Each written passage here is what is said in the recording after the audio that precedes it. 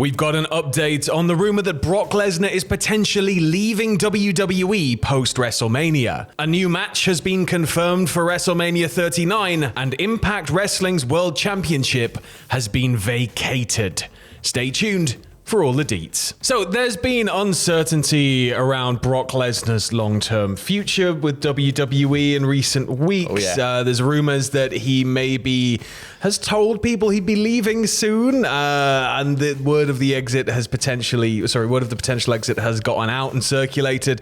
In an update to the situation, Dave Meltzer has reported in The Observer that Lesnar's plans are being kept top secret, and only Vince McMahon, Nick Khan, Triple H, and possibly two others know what the former UFC heavyweight champion is planning to do.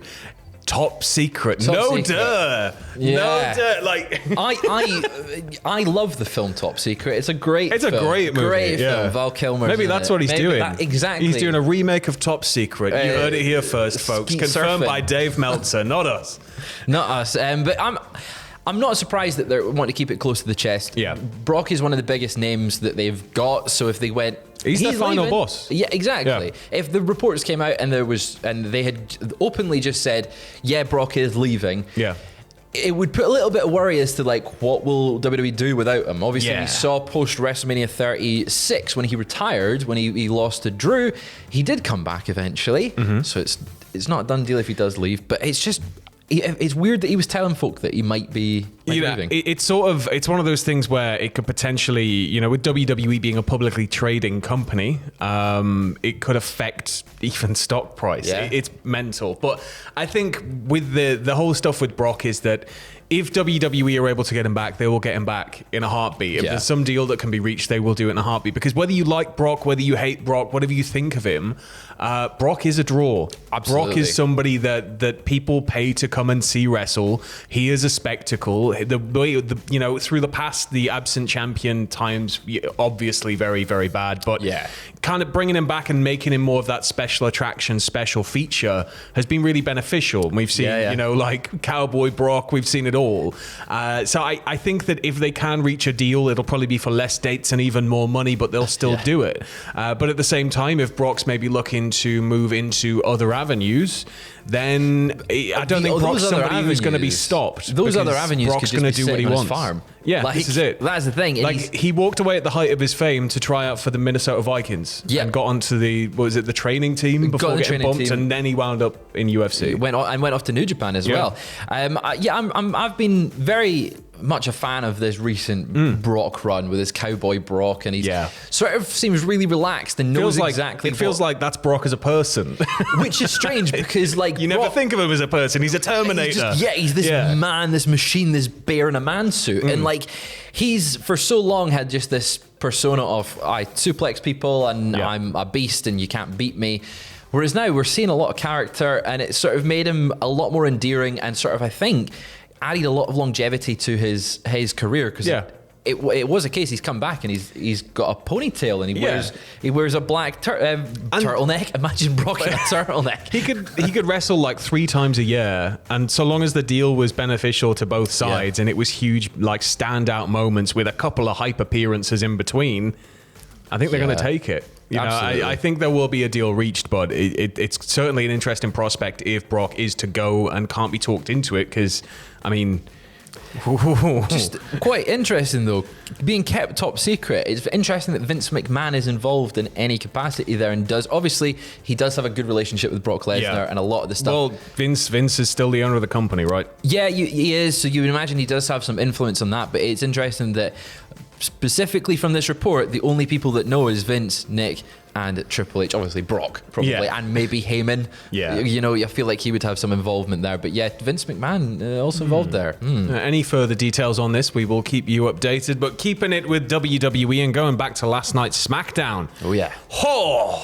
We've got an incredible match lined up for WrestleMania now. Match. It was confirmed on last night's SmackDown that Rey Mysterio is going to face off finally against his son Dominic, or Eddie's son Dominic, at WrestleMania next weekend. Now, this had a beautiful promo to say no. But you had an LA Knight loss from Dominic. From Ray, and Dominic kind of helped cause that. Ray accepted the challenge because Dominic was just really running down Ray. Ray walked away, and then Dominic goes to ringside to run down his mom and sister.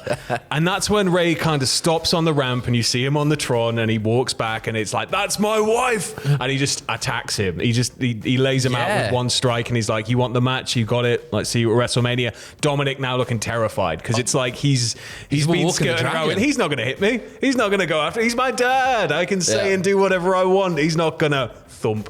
And now he's got to kind of I'm cash loving that this check, doesn't he? Dominic has been one of the highlights for the entire WWE the past few months.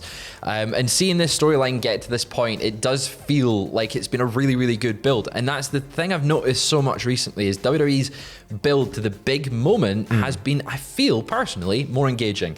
That was such a great moment because the build-up was, we know it's coming. We know it was coming. The crowd response to Ray hitting his own son in the mouth. But it's what we wanted. It's given us what we want rather than going, It's a strange feeling, isn't it? Right. And I'm excited to see this match.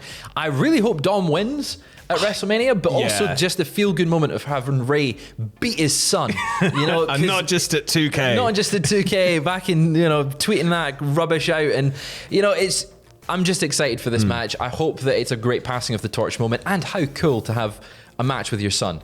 It's got to be like I've not got a son, for them. but I think it'd be pretty cool when I'm old.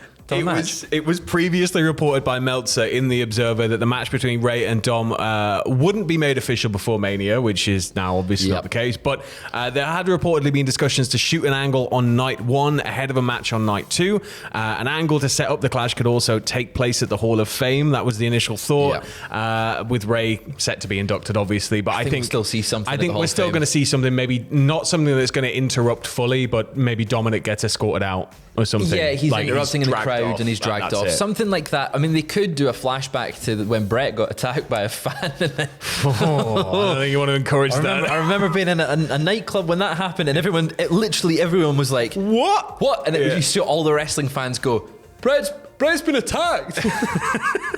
We need to get on a plane right now. Rushed out. Moving over to the other side of the fence, we're going to be looking at Impact Wrestling here, specifically Mickie James, who is set to defend her Impact Knockouts Championship against Jordan Grace at last night's Sacrifice event.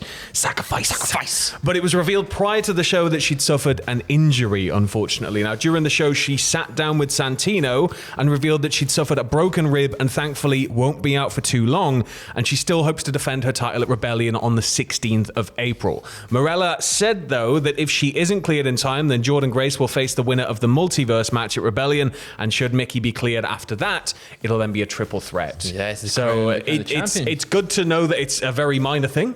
If it is something that's going to keep her out of the ring for even a little bit, but I think that the prospect of that triple threat's maybe a bit too juicy to leave on the table now. I mean, I feel sorry for Jordan. Jordan. Just dangle that, right? I feel sorry for Jordan Grace, who was meant to have the match last night. That was delayed. So she can just wait a bit longer and just throw everybody around, be everyone, absolutely dominate and win. I feel like they were also Impact was kind of backed into a corner with this. Mickie getting injured, obviously, what we're going to talk about shortly. Also, similarly, it just sort of seemed that they had to do something different.